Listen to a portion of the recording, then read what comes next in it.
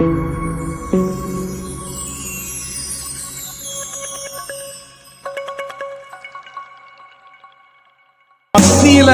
ஆண்டவர் இருக்க விரும்புகிறார். எப்பவுமே நம்ம சென்டர் பிளேஸ்ல கர்த்தர் இருக்க விரும்புகிறார். நம்ம குடும்பத்தின் நடுவில் கர்த்தர் இருக்க விரும்புகிறார்.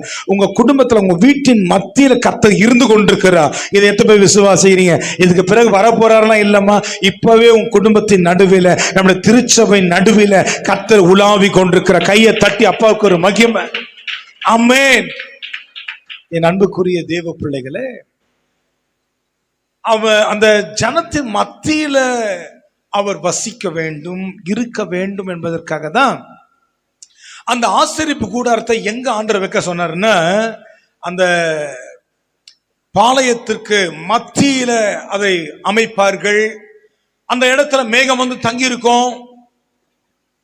ஆண்டவருடைய மனிதனாகிய மோசே, ஆரோன் அந்த ஆசரிப்பு கூடாரத்துக்குள்ள செல்வார்கள்.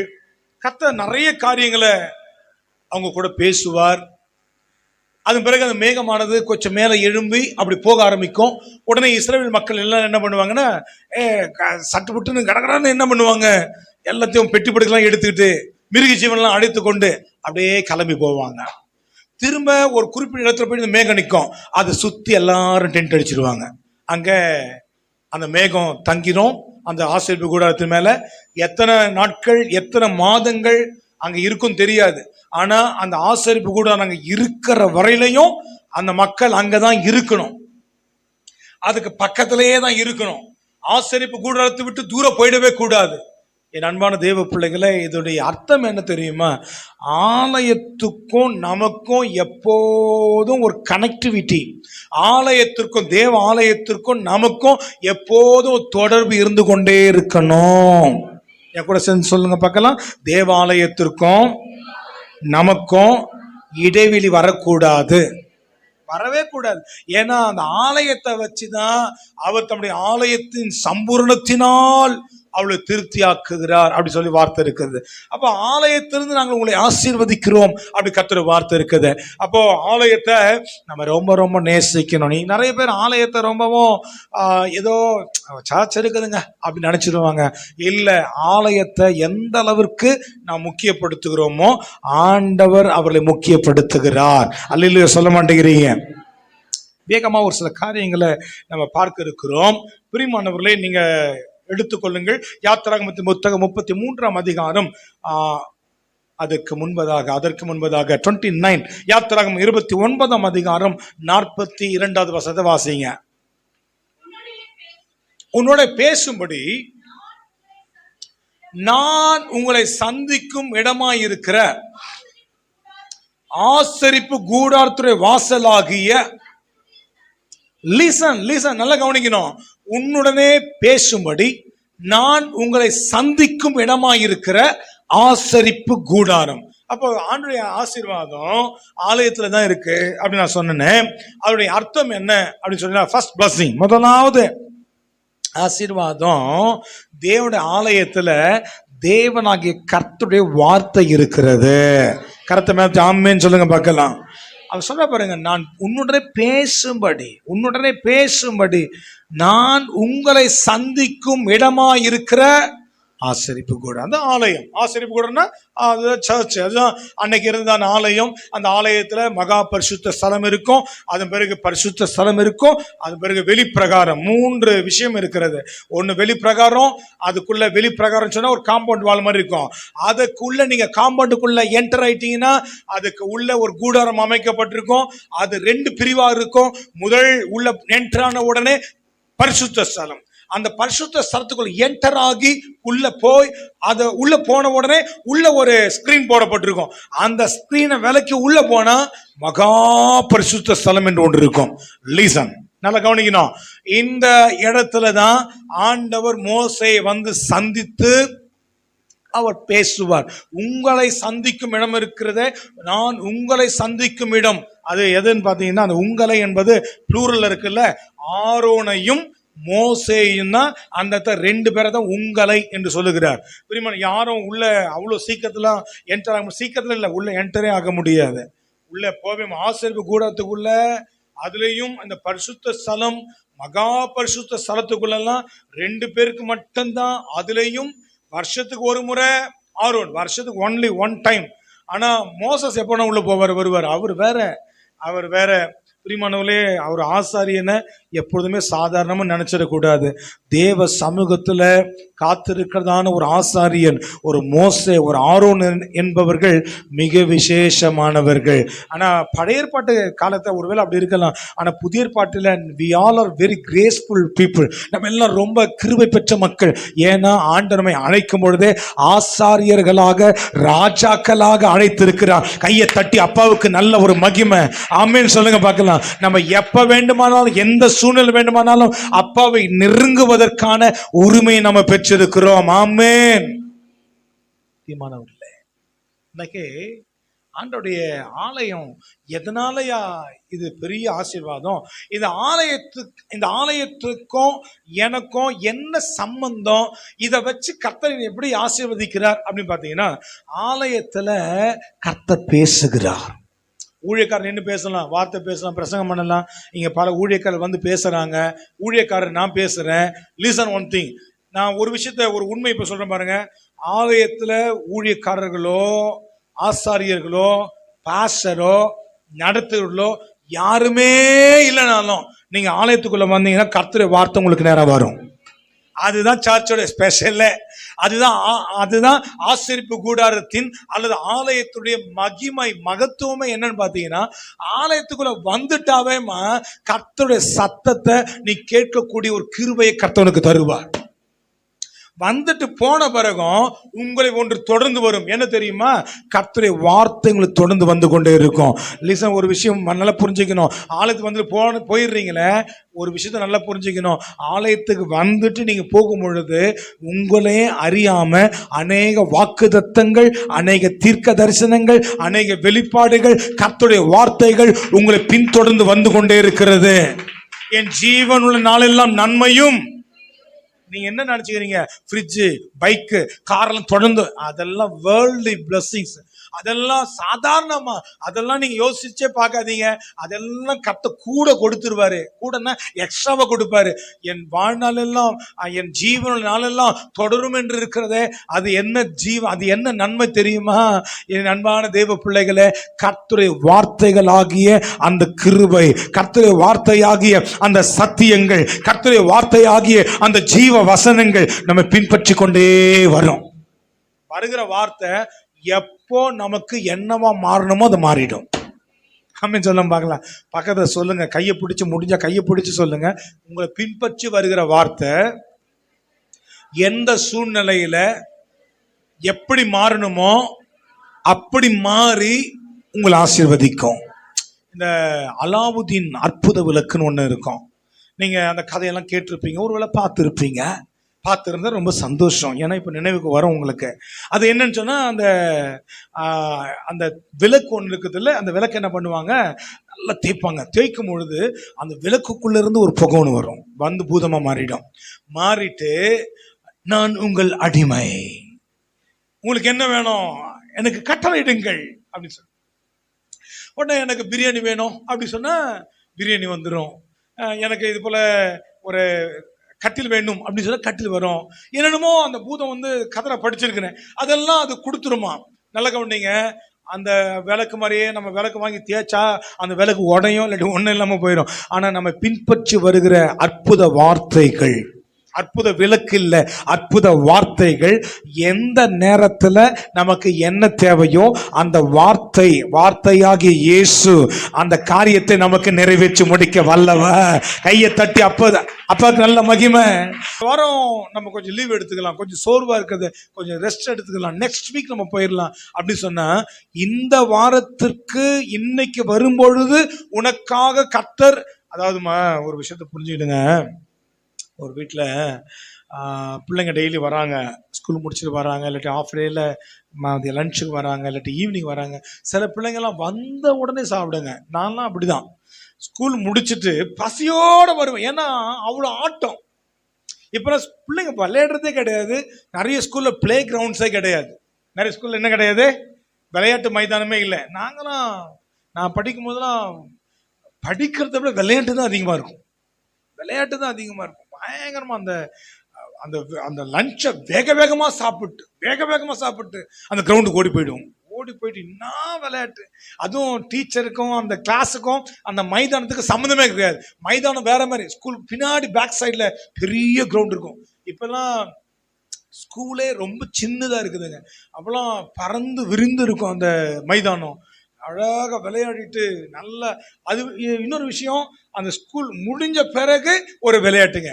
நேராக கிரவுண்டுக்கு தான் போயிட்டு திரும்பவும் என்னதுங்க, திரும்பவும் ஒரு விளையாட்டு. ஓடி பிடிக்கிறது, கிரிக்கெட்டு, வாலிபால், இதெல்லாம் நல்லா விளையாடிட்டு வீட்டுக்கு வரும்போது பசி பயங்கரமாக இருக்கும். இன்னைக்கு பிள்ளைங்களுக்கு ஏன் பசி இல்லைன்னா அந்த உடல் உழைப்பே இல்லை, விளையாட்டு இல்லை, அதனால அந்த பசி இல்லை. பசியோடு வரும்போது அந்த அம்மா, என் பிள்ளைங்க பசியோட இன்னைக்கு சுண்டல், பிள்ளைங்களுக்கு என்னதுங்க இன்னைக்கு மக்காச்சோளம், இன்னைக்கு ஒரு புட்டு, இன்னைக்கு பிள்ளைகளுக்கு ஒரு ஸ்நாக்ஸ் ஏதோ ஒன்று செஞ்சு வச்சிருப்பாங்க. நல்லா கவனிங்க, இன்னைக்கு அந்த ஒரு புட்டு செஞ்சு வச்சிருக்கிறாங்க. செவ்வாய்க்கிழமை பிள்ளைங்க அன்னைக்கு வரல. மறுநாள் இந்த ஓம் பொடின்னு சொல்லுவாங்க, மிக்சர் மாதிரி இருக்கும், ஓம் பொடி அப்படின்னு சொல்லுவாங்க. அன்னைக்கு புதன்கிழமை ஓம் பொடி தான். அம்மா எனக்கு புட்டு தான் வேணும் அப்படின்னா புட்டு என்னைக்கு வந்தால் தான் கிடைக்கும். நல்லா கவனிக்கும். இன்னைக்கு ஆராதனையில உனக்கான வார்த்தை கர்த்தர் வச்சிருக்கிறாரு. இன்னைக்கு மிஸ் பண்ணிட்டீங்கன்னா அந்த பிளஸிங் வீணா போவாதுமா. பக்கத்துல யாரோ ஒருத்தர் ரிசீவ் பண்ணி போயிட்டுப்பாங்க. அவங்க 2 ஆமீன் போட்டிருப்பாங்க பாருங்க.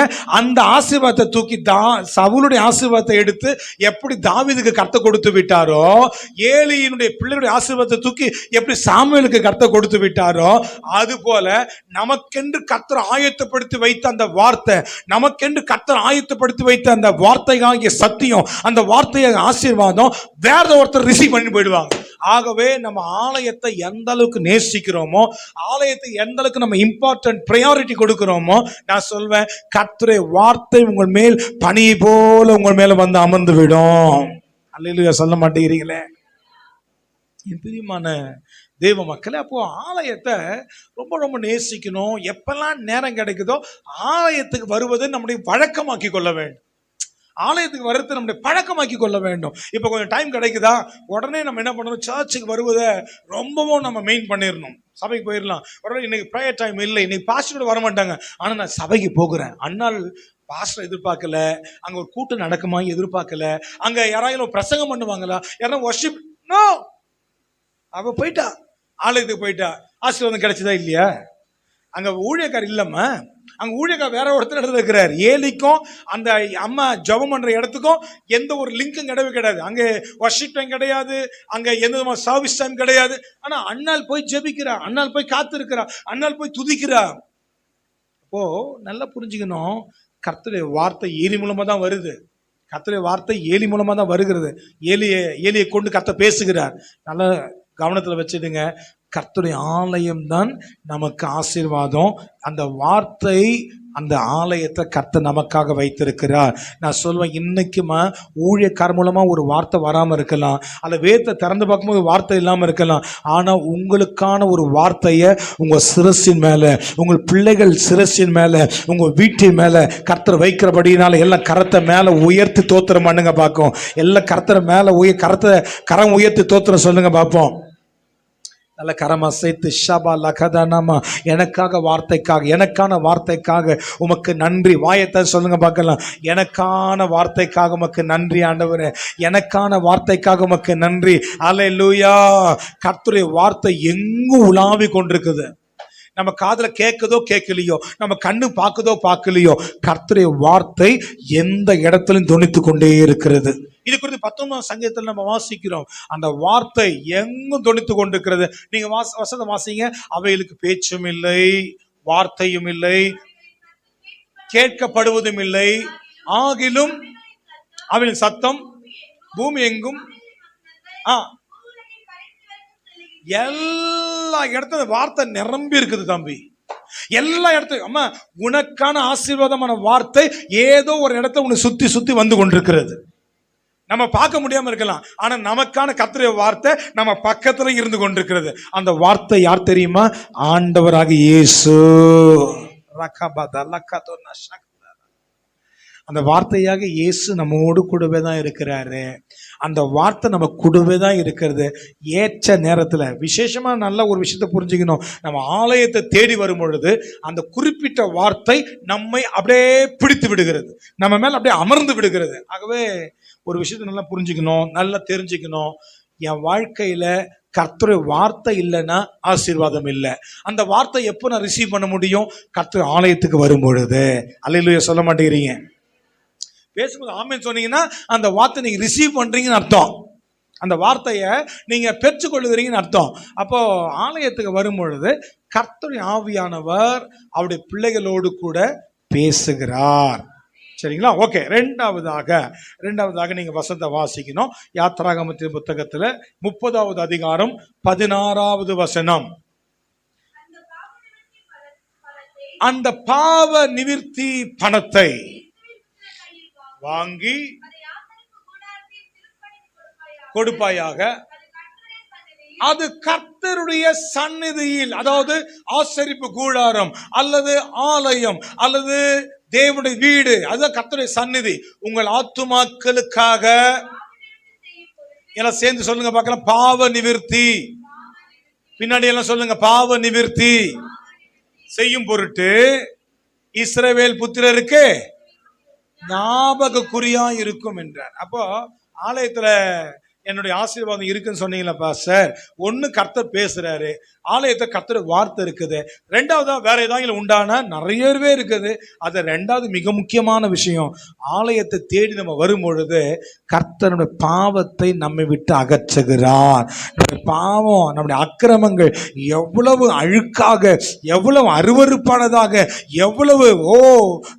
எவ்வளவு துன்மார்க்கமான ஒரு ஜீவியத்தில் இருந்து நம்ம வந்தாலும் சரி, அப்பாவுடைய வீட்டுக்குள்ள வரும் பொழுது அப்பாவுடைய ரத்தத்தினால கழுவி, வார்த்தையினால கழுவி, பிரசனத்தினால கழுவி நம்மை சுத்திகரிக்கிற ஒரு இடம் தாமா தேவ ஆலயம். நீ எந்த அலங்கோலமான நிலைமையில இருந்தாலும் தேவ ஆலயத்துக்குள்ள நீ வரும் பொழுது உன் பாவ சேற்றையெல்லாம் கர்த்தர் அகற்றி உன்னை அலங்காரமான பாத்திரமாக, உன்னை அலங்காரமான கிரீடமாக, ஒரு மலர் செண்டாக கர்த்தனை மாற்றி அவருடைய கரத்துல ஏந்தி கொள்வதற்கு இன்றும் அவர் வல்லவராக இருக்கிறார். மகன் தூரத்துல இருக்கிறான், எல்லாத்தையும் இழந்து போயிட்டான். உங்களுக்கு தெரியும் இந்த சம்பவம். அவன் மீண்டும் வருகிறான், தகப்பனிடத்துல வருகிறான். அவனை ஒரு வேற ஒரு நிலைக்கு கர்த்தர் அந்த தகப்பன் மாற்றி விடுகிறார். மோதிரத்தை அவனுக்கு அணிவித்து, அவனுக்கு உயர்ந்த சால்வை, உயர்ந்த வஸ்திரத்தை அவனுக்கு அணிவித்து, கால்களுக்கு பாதரட்சை கொடுத்து, லிசன் ஒன் திங், பாவங்கள் அல்லது சாபங்கள், அக்கிரமங்கள் நம்மை விட்டு துளைந்து போகிற இடம் எதுன்னா தகப்பன் வீடு. அப்பாவுடைய வீட்டில் வரும் பொழுது பாவம் எப்போ இருக்குதோ, பாவம் எப்போ நமக்குள்ள வந்துருதோ அது தனியா வராதுமா, சாபத்தை சேர்த்து கொண்டே வரும். லிசன் ஒன் திங், ஒரு விஷயத்தை நல்ல தேவ பிள்ளைகள் நன்றாக கருத்தாக மனதில் பதித்து கொள்ள வேண்டும். மனதில் நல்லா பதிச்சுக்கணும். சின்ன பாவமோ பெரிய பாவமோ, சின்ன பாவமோ பெரிய பாவமோ, சின்ன விஷமோ அல்லது கொடிய விஷமோ, அது எதை கொடுத்துரும்? எதை கொண்டு வரும்? மரணம். அதுதான் சாபம். அதே போலதான் பாவம் கூட, சின்ன பாவமோ பெரிய பாவமோ, செல்போன்ல விபச்சார காட்சியை பார்ப்பதோ, விபச்சார விடுதிக்கு போய் விபச்சாரம் செய்வதோ, ரெண்டுமே ஒண்ணுதான். பாஸ், அது எப்படி பாஸ்? பாவம் பாவம் தான்.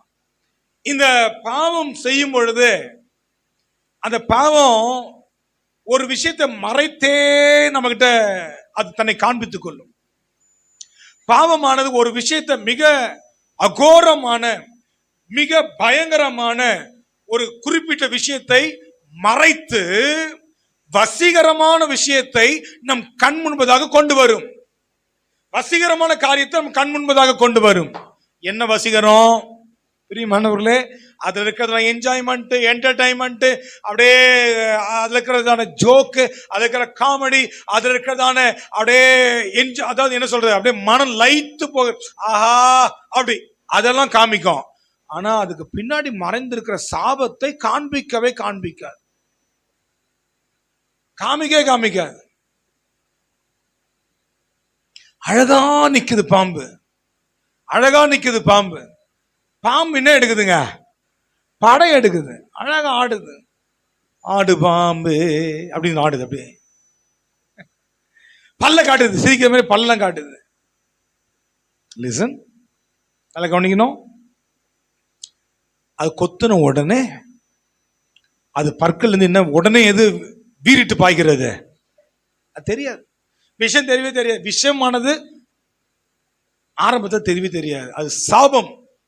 எல்லா பாவத்திற்கு பின்பதாக ஒரு சாபம் மறைந்திருக்கும். மாற்று கருத்தே கிடையாது, மறைந்தே இருக்கும். எப்ப நம்ம அந்த பாவத்தில் விழுந்து விடுகிறோமோ அந்த சாபமானது கிரீடமாக நம்ம தலையில் சூட்டப்பட்டு விடும். அவ்வளவு சபிக்கப்பட்டவன், சாபத்துக்குள்ளானவன். ஆனா ஒரு மகிழ்ச்சியான ஒரு விஷயம் என்ன தெரியுமா?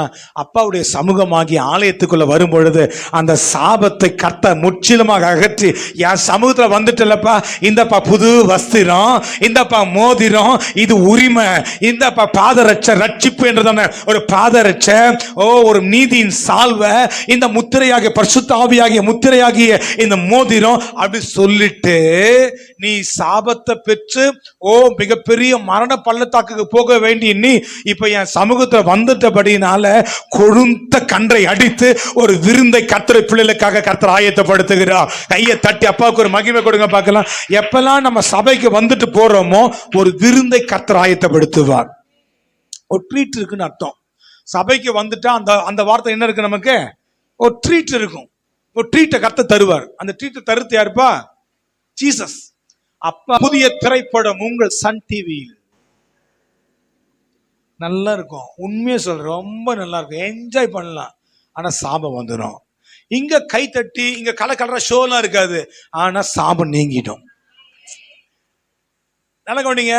ரொம்ப மனதுக்கு ரொம்ப விருப்பமா எதிர்க்கணும்னா அந்த பாட்டு, அந்த மியூசிக், அந்த ஹீரோயின்லாம் இவ்வளோ அழகா இருக்கிறாங்க, என்ன மாதிரி டான்ஸ், என்ன மாதிரி பட்டையை கலப்புது, அப்படிதான் இருக்கும். ஆனா அதெல்லாம் முடிஞ்ச பிறகு எதுக்கு வந்து நிரம்பிடும் தலை மேல? சாபம். அப்பா வீட்டில் கலர் ஷோஸ்லாம் இருக்காது, ரொம்ப பட்டை கலப்பின பாட்டெல்லாம் இருக்காது, ஆனா சாபம் காணாம போயிடும். அல்ல, இந்த ஆராதனை நேரத்தில் எல்லா சாபத்தையும் கர்த்தர் நீக்கி போடும் விதமாக விசுவாசத்தோடு கையை தட்டி, வியாதி என்ற சாபம், கடன் என்ற சாபம், எல்லா விதமான நெருக்கடி என்ற சாபம், எல்லா விதமான அவமானம் என்ற சாபத்தை கர்த்தர் நீக்கி போட்டு கொண்டிருக்கிறார். கையை தட்ட மனம் இல்லையா? கையை தட்டி அப்பாவுக்கு ஒரு மகிமை கொடுத்து, அல்லேலூயா, கர்த்தர் நாமத்துக்கு மகிமை உண்டாகட்டும். சாபங்கள், பாவ சாபங்கள், பாவங்களை நீக்குகிற ஒரு இடம் தாமா ஆலயம். இந்த ஆலயத்துல வரணுமே, ஆலயத்துல நம்ம நேரத்தை ஸ்பெண்ட் பண்ணணுமே. சிலர்லாம் சும்மா ஒரு அட்டரன்ஸ் கொடுப்பதற்காக கொஞ்ச நேரம் அப்படி போய் உட்கார்ந்து வந்துடலாம். தலையை காமிச்சிட்டு வர, வேலைக்கு தலையை காமிச்சிட்டு வந்துட முடியுமா? ஸ்கூலுக்கு போய் தலையை காமிச்சிட்டு வந்துட முடியுமா? சும்மா தலை காமிச்சிட்டேன் sir, okay sir, done. Fail தான் ஆகணும். நீ நிறைய பேர் சர்ச்சை கூட தலை காமிச்சிட்டேன் பாஸ்டர். என் அன்புக்குரிய தெய்வ மக்களே, சபையில எப்பெல்லாம் ஆராதனை நடக்குதோ ஆண்டவர் அந்த நேரத்துல உன் பாவத்தை நீக்குவதற்காக காத்திருக்கிறார். பாவத்தினால வந்த சாபத்தை சுமந்து கொண்டு அதை தாங்கொன்னா பெரிய பாரம். ஆண்டவர் சொன்னாரு, வருத்தப்பட்டு பாரம் சுமக்கிறவர்களே நீங்கள் எல்லாரும் என்னிடத்தில் வாருங்கள், நான் உங்களுக்கு. இந்த பாவம் நீங்கிருச்சுன்னா, அந்த சாபம் நீங்கிருச்சுன்னா நம்மையும் அறியாத ஒரு இளைப்பாறுதலை கர்த்தர் நமக்கு தர வல்லவராக இருக்கிறார். இன்னைக்கு நிறைய பேர் வாழ்க்கையில சமாதானம் இல்லை, இளைப்பாறுதல் இல்லை. ஏன்னா ஆண்டு சமூகத்துல அதிகமா காத்திருக்கிற அந்த அனுபவம் இல்லை, அப்போட பிரசனத்துல காத்திருக்கிற அனுபவம் இல்லை. இன்னைக்கு இந்த 2வது ஆராதனையில கர்த்தர் தெளிவாக கற்றுக் கொடுக்கிற ஒரு சத்தியம் என்ன தெரியுமா? என் சமூகத்தை நித்தமும் தேடுங்கள். என் சமூகத்துக்கு வா, என் சமூகத்துல உன் நேரத்தை நீ செலவிடு. குறிப்பிட்ட ஒரு பிரச்சனை உனக்கு இருக்கிறது, குறிப்பிட்ட ஒரு காரியம் உன் பாவத்தினால அது சாபமாக இருந்து கொண்டிருக்கிறது, உன் பிள்ளைகளுக்கு அது சாபமாக இருந்து கொண்டிருக்கிறது, உன் கணவனுக்கு அது சாபமாக இருந்து கொண்டிருக்கிறது, உன் வீட்டிற்கே ஒரு பெரிய சாப கட்டாக இருக்கிறது, பாவத்தினால் வந்த சாபம். நான் சொல்வேன், இந்த வாரத்தில் நேரம் இருக்குமானா, நேரம்லாம் இல்லாமலாம் இல்லைங்க, நம்ம தாங்க ஏற்படுத்திக்கணும். ஒரு குறிப்பிட்ட நேரத்தை நீங்கள் ஃபிக்ஸ் பண்ணுங்க. கதவை திறந்துட்டு பியூலா சகோதரிக்கிட்ட இருக்கும் சாவி இருக்கும், இல்லாட்டி ரீட்டா அவங்க கிட்ட இருக்கும், 2 பேர்கிட்ட தான் யாருன்னா ஒருத்தர்கிட்ட சாவி இருக்கும், வாங்கிக்கிடுங்க. ஆலயத்துக்கு வாங்க, 1 மணி நேரமோ 2 மணி நேரம் நல்லா கதறி அழுது அண்ணாலை போல இருதயத்தை ஊற்றி ஜெபிச்சு பாருங்க. அந்த சாபத்தை கர்த்தர் இந்த வாரத்தில் மாற்றுவதை உங்கள் கண்கூடாக நீங்க பார்ப்பீங்க. காரணம் இல்லாம ஊழியக்காரனை கொண்டு கர்த்தர் பேசல, காரணம் இல்லாம கர்த்தர் பேசல. ஆலயத்தை தேடி வர சொல்லுப்பா. அவங்க பாவத்தினால் உண்டான சாபம் அந்த குடும்பத்தை நெருக்கி கொண்டிருக்கிறது. எவ்வளவு செலவு பண்ணாலும் சாபம் மாறாது, எவ்வளவு செலவு பண்ணாலும் சாபம் மாறாது. சாபம், பாவத்தினால் வந்த சாபம் நீங்குவதற்கு ஒரே பரிகாரம் கர்த்தருடைய பிரசன்னம் மட்டுமே. அல்லேலூயா.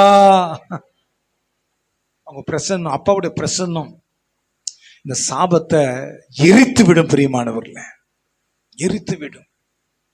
இந்த சாபத்தை குறித்து நான் மற்றொரு நாளில் உங்களோடு கூட அதிகமாகவே நான் கற்றுக் கொடுக்க நான் விரும்புகிறேன். கர்த்தர் அதுக்கான சூழ்நிலைகளை ஏற்படுத்தி கொடுப்பாராக. ஆகவே தேவ ஆலயம் தான் நமக்கு ஆசீர்வாதம். ஏன் அப்படின்னு பார்த்தீங்கன்னா, அங்கே வார்த்தை இருக்கிறது, கர்த்தருடைய வார்த்தை, கர்த்தருடைய சத்தம் நமக்கு அங்கே தான் கிடைக்கிறது. 2வதா, சில பேர் சர்ச்சை கொண்டு கர்த்தருடைய சத்தமே வாங்காம போயிடுவாங்க, அது வேஸ்ட். இன்னைக்கு எப்படியாச்சும் ரிசீவ் பண்ணிட்டு போகணும், இன்னைக்கு கர்த்தருடைய வார்த்தையை பெற்றுட்டு போகணும். எந்த ஒரு இடத்துக்கு போனாலும், ரேஷன் கடைக்கு போனா, கடைக்கு போனா வாங்காம வருவோமா? வாங்காம வந்துருவோமா? பாக்கியம் வரமாட்டோம்ல. எங்க போறோமோ அங்க பொருள் என்ன பண்ணுவோம்? அதே போல ஆலயத்துக்கு வந்தா வார்த்தை வாங்காம போயிடாதீங்க. அப்பா இன்னைக்கு வார்த்தை வேணும், அந்த வார்த்தையை பெற்றுக்கிட்டு போனாதான் உங்களுக்கு வாழ்க்கை ஆசீர்வாதம். சில வந்துட்டு அப்படியே போவாங்க. என்ன வார்த்தை வந்துச்சு, எதை கத்தவங்க கூட பேசினாரு, கர்த்தர் உங்களோட வெளிப்பட்டாரா? இல்லைங்க, போன வந்துட்டேங்க. வேஸ்ட் தம்பி. கர்த்தர் பேசுகிற வார்த்தை, உனக்கான வார்த்தை வருங்க. கர்த்தர் நிச்சயமா பேசுவார், நிச்சயமா பேசுவார். அந்த வார்த்தை ரிசீவ் பண்ணாம போயிட்டோம்னா அந்த ஆராதனை நேரம் வீணா போயிடும். 2வதா, நம்முடைய பாவங்கள் நிவிர்த்தி ஆகிறது, சாபங்கள் நிவிர்த்தியாக. பாவம் போச்சுனாவே சாபம் போச்சுன்னு அர்த்தம், சரியா? அதுக்கு தனி விளக்கம் அவசியம் இல்லை. பாவம் அது கூடவே ஒட்டின்னு தான் வருது சாபமும். பாவம் போச்சுன்னா சாபமும் போயிடும். ஓகே, அடுத்தபடி ஒரு காரியத்தை நான் உங்களுக்கு காண்பித்து கொடுக்கிறேன். நீங்க லேவியர் ராகமத்து புத்தகத்தை திருப்பிக் கொள்ளுங்கள். லேவியர் ராகமம் 9:23. பின்பு மோசேயும் ஆரோனும், இந்த ஆசரிப்பு கூடாரம் எப்பெல்லாம் வருதோ நல்லா புரிஞ்சுதுங்க, தட் இஸ் கால்ட் சர்ச். அதுதான் சபை, ஆலயம். ஆசரிப்பு கூடாரத்துக்குள் பிரவேசித்து வெளியே வந்து ஜனங்களை ஆசீர்வதித்தார்கள். அப்பொழுது கர்த்தருடைய மகிமை. ஒரு ஊழியக்காரன் வந்து ஆசீர்வாதத்தை கூறும் பொழுது சில பேர் பண்ணுவாங்க, ஆசீர்வாதம் போறதுக்கு அந்த என்னத்துமா சொல்றோம் அப்ப எழுந்து போயிடுவாங்க வெளியே. எப்படி என்னாத்துமாவே கர்த்தரை ஸ்தோத்திரம் சொல்றோமே, அப்பவே என்ன பண்ணுவாங்க, கதவு தந்து வெளியே பைக் ஸ்டார்ட் பண்ணி ஓடுவாங்க. ஆனா ஒரு ஆலயத்துல முழுமையா அமர்ந்து ஆராதித்து ஜெபித்து கர்த்தருடைய வார்த்தை கேட்டு காணிக்கை செலுத்தி கடைசி ஜெபத்தை முடிச்சிட்டு அப்படியே நம்ம தேவ சபையில் காத்து இருக்கும் பொழுது ஊழியக்காரன் மனதார ஆசீர்வதிக்கிறார் பாருங்க. அந்த நேரம் விலையேற பெற்ற ஒரு நேரம். ஏன்னா நம்ம நிறைய பார்க்கறது இல்லை, ஊழியக்காரன் கரத்தை உயர்த்தி தேவ சமூகத்தை ஆசீர்வதிக்கும் பொழுது அந்த ஆசீர்வாதம் ஒவ்வொரு மேலும் வந்து அப்படியே அமரும். அந்த ஆசீர்வாதம் அமரும் பொழுது பிரியமானவர்களே, உங்க மேல அமர்வது மாத்திரமல்ல, அந்த ஆசீர்வாதம் அப்படியே உங்க மேல அமர்கிற ஆசீர்வாதம். நீங்க போறீங்க பாத்தீங்களா, அந்த பாதை வழியா உங்களை பின்பற்றி வந்து உங்க வீட்டு மேல வந்து தங்குற வரைக்கும் உங்க மேல வரும். அதனாலதான் எதுவுமே பேசக்கூடாது. ஏன்னா அது தேவனுடைய ஆசீர்வாதம், தேவனுடைய ஆசீர்வாதம். அந்த ஆசீர்வாதத்தை சுமந்துக்கிட்டு நேரம் எங்க போகணும், நேரம் வீட்டுக்கு போயிட்டு அதை இறக்கி வச்சு, அப்பா உமக்கு ஸ்தோத்திரம், இன்னைக்கு பேசின வார்த்தைக்காக ஸ்தோத்திரம், என் மேல் அமர்ந்த இந்த ஆசீர்வாதத்துக்காக அப்பா உமக்கு நன்றி அப்பான்னு சொல்லி தண்ணி கொடுத்து எப்படி தூக்கி இறக்கி வைக்கிறோமோ அது போல இந்த ஆசீர்வாதத்தை வீட்டுல வைக்கணும். சில பேர் நேரம் மார்க்கெட்டுக்கு போவாங்க. அந்த மார்க்கெட்ல மீன் வாங்கினா அந்த கடை ஆசீர்வாதமா மாறிடும். அந்த வீடு அந்த கடை, ஏன்னா ஆசீர்வாதத்தை எதுவும் எங்க விட்டாங்க. சில பேர் தங்களை விரோதிக்கிறாங்க அவங்க கிட்ட போவாங்க. நேற்று என்ன பேசுன அப்படின்னு பாருங்க, அந்த ஆசிரியர் எங்க போயிடுங்க. அந்த அம்மா நல்ல இவ்வளோ திட்டினா கூட இந்த அம்மா என்ன எப்படி இருக்குது சில பேர் தெரியாது. இன்னொரு விஷயம் இருக்குது, ரொம்ப டேஞ்சர். என்ன தெரியுமா? அது பெற்ற ஆசீர்வாதத்தை சபையில வச்சுட்டு போயிடுவாங்க சில பேர். ஏன்னா இங்கேயே ஆரம்பிச்சிருவாங்க. நல்லா கேட்கறோம், 4 கேள்வி நாக்கு புடுகிற மாதிரி கேட்கறோம், இல்லையா பாரு அப்ப இந்த ஆசை வரைக்கும் இங்க வந்துடும். இங்கேயே எங்க பாஸ் எல்லாத்தையும் ஒட்டுமொத்தமா வாரீங்கன்னு. ஆமா, நான் சொல்லுவேன், நான் ரொம்ப ஆசீர்வாதமா இருக்கிறேன். காரணம் தெரியுமா? நிறைய ஆசீர்வாதம் உங்க கூட போகாம என் கூட வந்துனுக்குதுங்க. அது தகுதியா பாத்திரமா இருந்தா அவங்க மேல போய் சேர்ந்துடும். அந்த ஆசீர்வாதத்துக்கு அவங்க தகுதி இல்லைன்னா யார் சொன்னாங்களோ அந்த ஆசீர்வாதம் அப்படிதான் உங்க ஆசீர்வாதம் நிறைய என் மேலேயே தங்கி இருக்குது. எல்லாம் பாக்குறீங்க, ஐயோ ஐயோ இதுனடாப்பா ரொம்ப போச்சு. சர்ச்சு முடிஞ்சது ஒன்னும் வீண் கதையை நம்ம என்ன பண்ணக்கூடாது. சில பேர் அந்த ஆஸ்பத்திரி டாக்டர் ஓஹோன்னு இருப்பார். நான் சொல்லுவேன், கொஞ்சம் டைம் ஸ்பெண்ட் பண்ணி ஆசீர்வாதத்தை வாங்கின உடனே அப்பா ஸ்தோத்திரம் எதுவுமே பேசக்கூடாது, ஸ்தோத்திரம். ஏன்னா என் மேல என்ன இருக்குது? என் மேல ஆசீர்வாதம் இருக்கு, கர்த்தர் கொடுத்த ஆசீர்வாதம் இருக்குது. ஆசீர்வாதத்தை கொண்டு போயிட்டு அந்த வீட்டு மேல வைக்கணும். வைக்கும் பொழுது நம்முடைய பண்டு பாத்திரங்கள், நம்முடைய அந்த வீட்டில் இருக்கிற பொருட்கள், நம்ம வீட்டில் இருக்கிற பிள்ளைகள் எல்லாரும் ஆசீர்வதிக்கப்படுவாங்க. கையை தட்டி அப்பாவுக்கு தோத்துறோம். நம்ம ஒன்றும் இல்லாம அப்பாவுடைய சமூகத்தில் வருவோமா? ஆனா வந்த பிறகு நம்மை அப்படியே கர்த்தர் மாற்றி விடுகிறார். ஒரு சர்வீஸ் சென்டர் மாதிரி இது. எப்படி சர்வீஸ் சென்டர் எப்படி தெரியுமா? இந்த பைக்கெல்லாம் இருக்குது பாருங்க, பைக்கு கார்லாம் அடின்னு அடிச்சு அந்த சர்வீஸ் கார் சர்வீஸ் சென்டர்லயோ பைக் சர்வீஸ் சென்டர்ல விட்டா அது திரும்ப வர பாருங்க. நான் பார்ப்பேன், நம்ம பைக் தானே, நம்பரை பார்ப்பேன், நம்ம பைக் தானா நமக்கு. ஏன்னா டோட்டலா மாத்திருப்பாங்க. அந்த தண்ணி அடிக்கிறாம நம்ம போய் எதிர்க்க நிக்க முடியாது. அப்படி போர்ஸா அடிப்பாங்க. நான் கழுவுறது, நம்ம கழுவுறதுலாம் ஒரு விஷயமே கிடையாது. அந்த சர்வீஸ் சென்டர்ல நீங்க போய் பாருங்க, அந்த கீழே அந்த டயர், அந்த மட்கார்ட்லாம் இருக்கு பாருங்க, அது உள்ள அடிப்பாங்க. அடிச்சா உள்ள இருக்கிற எல்லாம் அழுக்கு நீங்க அந்த வண்டி புதுசா நம்ம எடுத்து ஓட்டும் பொழுது எப்படி இருக்குமோ அது ஸ்மூத்தா சாஃப்டா. என்ன ஜாய், வண்டி சர்வீஸ் சென்டர் தம்பி எத்தனை போய் விட்டா பாருங்க. சர்வீஸ் சென்டர்ல போய் விட்டா ஒரு குறிப்பிட்ட எத்தனை நாள் ஆச்சு வீட்டு சிஸ்டர்? 1 மாசம் கண்டாச்சு. 1 மாசம் அந்த சர்வீஸ் சென்டர்ல இருந்துட்டு வருது பாருங்க. அதே போல பைக் விடும்போது அப்படி நம்ம சபை கூட அப்படிதாம்மா, நம்ம ஆலயம் கூட அப்படிதாம்மா. நம்ம உள்ள வந்துட்டோம்னா வெளியே புறப்பட்டு நம்ம எப்பேற்பட்ட அலங்கோலமான நிலைமையில, எவ்வளோ பழுதடைந்த நிலையில பலவீனமா வந்துட்டு சுகமடைஞ்சு போனவங்க எத்தனை பேர் தெரியுமா?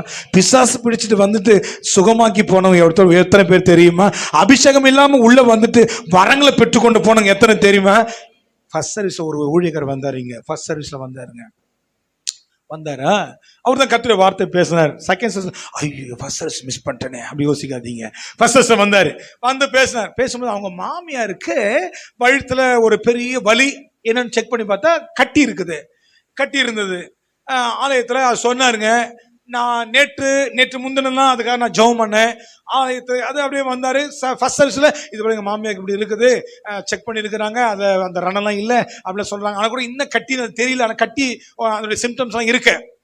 ஆலயம் முடிஞ்ச பிறகு அவர் உட்காந்துட்டு அடுத்து அவர் சர்வீஸ்க்கு போனோம். அந்த சர்வீஸ்க்காக அப்படியே செல்போன் ஆன் பண்ணா ஒரு மெசேஜ் ஒன்று வருது. என்னவா, அந்த கட்டி கேன்சர் கட்டியே இல்லை, கேன்சருக்கான அறிகுறியும் இல்லை, அந்த கட்டியே இப்ப இல்லை. கையை தட்டி அப்பாவுக்குமே நல்லா கவனிங்க. ஒரு தீர்க்கதரிசனத்தை சொல்லட்டுமா? ஒரு தீர்க்கதரிசன வசனத்தை மட்டும் சொல்லட்டுமா? ஒரு வார்த்தையை சொல்லட்டுமா? இன்னைக்கு இதே ஆராதனையில உங்க குடும்பத்தை சேர்ந்த யாரோ ஒருவருக்கு கர்த்தர் பெரிய அற்புத சுகத்தை கொடுத்து கொண்டிருக்கிறார். கையை தட்டி ஆமென் சொல்ல முடியுமா? ஒருவேளை அது உங்களுக்காக கூட இருக்கலாம். ஆலயத்துல அவனுடைய பிரசனத்துல ஒரு ஆசீர்வாதம் உண்டுமா? நிறைய பேருக்கு புரியல. சர்ச்சை கட்டடிக்கிறது, சர்ச்சை லீவ் போடுறது, லேட்டா வருகிறது. ஒரு நாள் என்னாச்சு தெரியுமா? ஒரு காஞ்சு போன கட்டை சபைக்குள்ள வந்துச்சு. காஞ்சு போன நான் கட்டன்றேன், ஒரு கோல் அப்படின்னு வச்சுக்கலாம், ஒரு பெரிய கோல். இந்த கோலானது ஆலயத்தில் வைக்கப்பட்டது, தேவனுடைய பிரசன்னத்துல அந்த கூடாரத்துல வைக்கப்பட்டது. ஒரே இரவில ஒரு அற்புதம் நடக்குது. என்ன அற்புதம்? நீங்க என்னாகமத்தின் புத்தகம் 17ஆம் அதிகாரத்துல 8வது வசனத்தை நீங்க வாசிக்கணும். என்னாகமம் 17:8. இதுக்கு முன்னாடி இருக்கிற கதையெல்லாம் நீங்க வீட்டுல போய் வாசிங்க. இதுக்கு முன்னாடி இருக்கிற கதை, அந்த கட்டைன்னு சொன்ன, அந்த குச்சின்னு சொன்ன, காஞ்சு போன கட்டை. சரியா? அவர் எதுக்காக யூஸ் பண்ணாருன்னா, ஆரோன்னு ஒரு தடி புடிச்சு நடக்குது. ஈரப்பதம் இருக்குமா? கைத்தடி வச்சு நடப்பாங்களே, அதுல ஈரப்பதம் இருக்குமா? இருக்காது. காஞ்சு போன கட்டை அது ஆலயத்துல வைக்கப்பட்டுச்சு. இப்ப மறுநாள் காலையில் வந்து பாக்குறாங்க, என்ன நடக்குது. மறுநாள் மோசே சாட்சியின் கூடாரத்துக்குள் பிரவேசித்த போது, வாசிமா, இருந்த அந்த கோல், அந்த கட்டை, காஞ்சு போன கட்டையில என்ன பண்ணுச்சுப்பா? நீங்க காய்ந்து போய் வெறுமையான நிலை, எம்டினஸ் சொல்லுவாங்க, வெறுமையான நிலையில ஒருவேளை நீங்க வந்திருக்கலாம். ஆனா உங்க கண்களுக்கே புலப்படாத, உங்கள் கண்களுக்கு தெரியாத ஏதோ ஒரு ஆசீர்வாதத்தை கர்த்தர் துளிர்விட செய்திருக்கிறார். ரைட் நவ், இப்போது இதை கர்த்தர் செய்து கொண்டிருக்கிறார். ஆமென் சொல்லுங்க பார்க்கலாம். துளிர் விடுதுங்க. காஞ்சு போன கட்டையில துளிர் வருகிறது. துளிர் விட்டு அதுல என்ன வந்துச்சுப்பா? இப்போ எங்க, எதுல? காஞ்சு போன கட்டையில. அது எங்க இருக்குது? இப்போ ஆலயத்துல. சாட்சி கூடாரம்னா ஆலயம், ஆசரிப்பு கூடாரம். காஞ்சு போன கட்டைக்கு கர்த்தர் இப்படி ஒரு அற்புதத்தை செய்வாரானா, ஜீவன் உள்ளதான நாம், ரத்தத்தினால சம்பாதிக்கப்பட்டதான நாம், கர்த்தரை ஆராதிக்கிற கூட்டமாகிய நாம், கர்த்தரை ஆராதிக்கிற ஜனமாகிய நாம கர்த்தரை ஆலயத்தில் உள்ள வரும் பொழுது நமக்கு அற்புதம், ஆசீர்வாதம் நடக்குமா? நடக்காதா?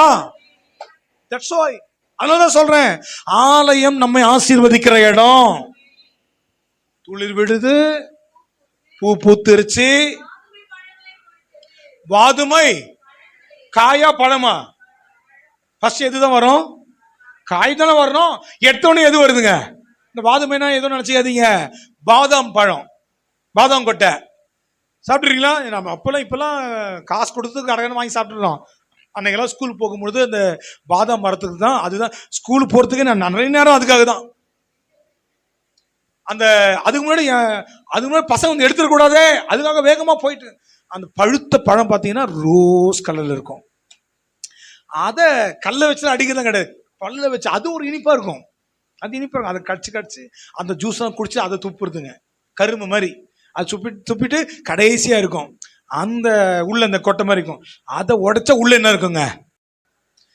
பாதாம் பருப்பு இருக்கும். இது விலை கொடுத்து வாங்குறது பெரிய பாதாம். அது என்ன மரத்துல வருதுன்னு தெரியல எனக்கு.